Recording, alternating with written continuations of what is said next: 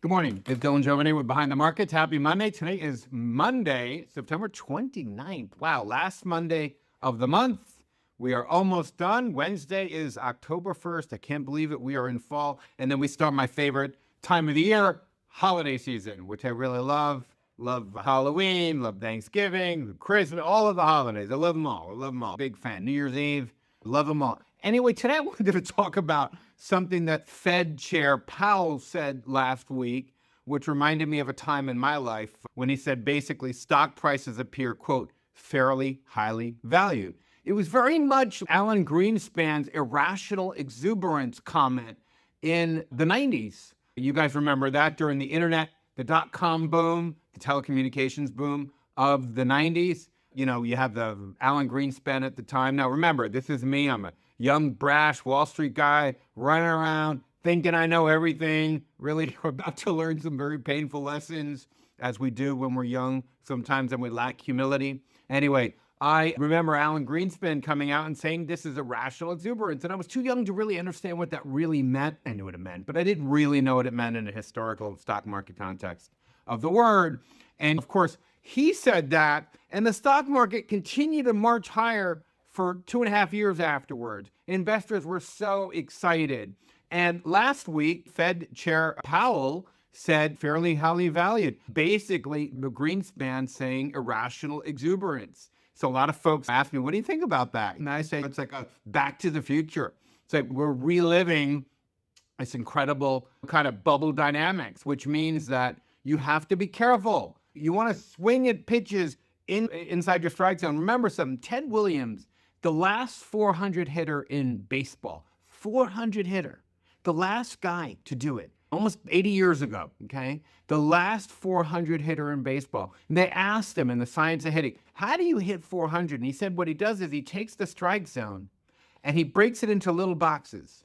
And then he only swings at pitches inside the little boxes that he likes. And he avoids all the other boxes in the strike zone. He only swings at ones that he likes. And that is the key to being a successful investor. Only swinging at the pitches that you like, avoiding swinging high or in the dirt or far out, avoiding all that, just swinging at good pitches. Now, we try to throw good pitches at you.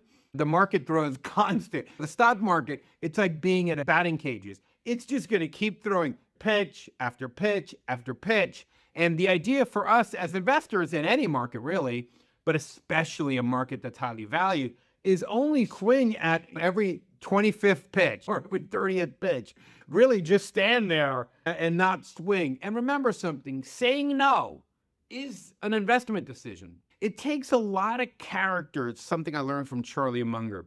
It takes a lot of character to sit with a pile of money and not buy anything with it, because we all get FOMO. We're all human. And remember what I've told you. Investing is a game against ourselves, against our nature. The math required for investing is really 8th grade algebra, really nothing more than that. So really the important thing about investing is emotional. Like the emotion, you have to have a head for history so you understand how things work. You have to be curious about that. You don't have to have a head for it. That's incorrect. You have to be curious about history.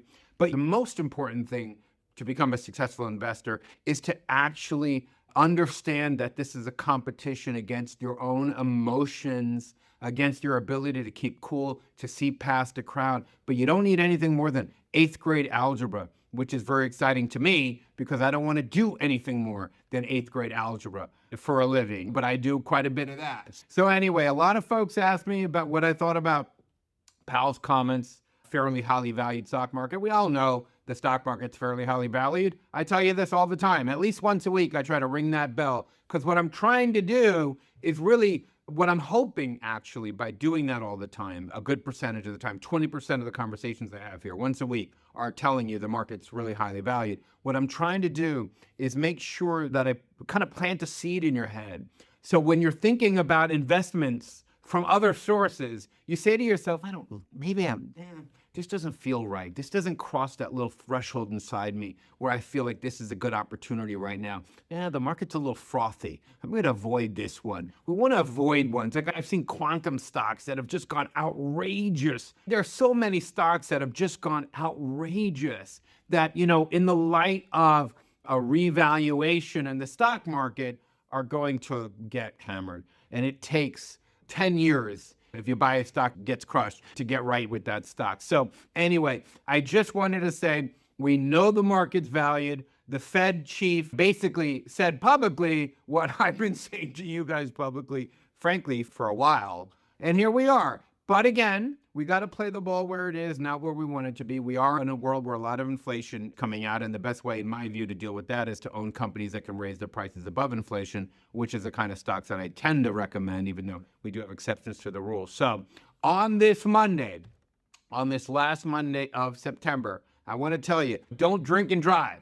Don't do anything crazy with your portfolio. If you have big winners, don't be afraid to sell portions of the most speculative one. I'm not saying go out and sell your Meta or your Visa or your Google if you own it really cheap or whatever it is. Those little ones like Big Bear, if you own it at $1 and it's at $7, maybe you sell half of that. Or if you still held on to some IonQ and you bought it at 8 when we recommended, now it's at 50. Maybe you say, maybe I'll trim this position a little bit. Maybe I'll take my investment off the table and just ride the rest of my gains. Anyway, that's all I have for you today. Have a wonderful Monday. I will speak to you folks tomorrow.